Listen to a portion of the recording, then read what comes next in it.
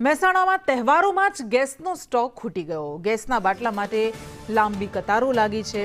ભારત ગેસની ઓફિસે બાટલા લેવા માટે લાંબી કતારો લાગી। ઓફિસ બહાર સ્ટોક ન હોવાના બોર્ડ લાગ્યા છે। તહેવારમાં જ ગેસના ધાંધિયાથી લોકો પરેશાન થઈ ગયા।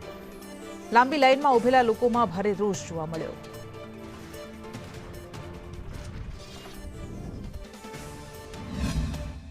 ગુજરાતમાં તહેવારો શરૂ થઈ ગયા છે અને તેને લઈને વહેલી સવારથી લોકો જે છે તે ગેસના બાટલા લેવા માટે લાઈનમાં છે।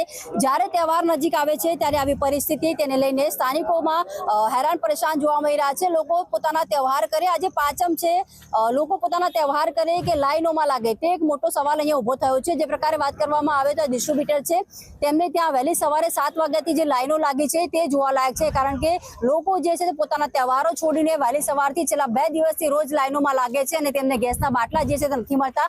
તેને લઈને લોકોમાં ક્યાંક ને ક્યાંક રોષ પણ જોવા મળી રહ્યો છે। સ્થાનિકો સાથે વાત કરીશું। કાકા, શું કહેશો, કેટલા દિવસથી તમે લાઈનમાં લાગો છો? 2 દિવસથી હું પોતે 2 દિવસથી આવું છું। ગુજરાતથી આવું છું। મારો નોકરી છે, નોકરી પણ બગાડું છું, તેની રજા પણ પાડું છું અને બહારથી હોટલમાંથી જમવાનું પણ ઘરે પૂરું પાડું છું। ખરાબ। કેટલા વાગ્યાના ઉભા છો? સવારના 7 વાગ્યાના।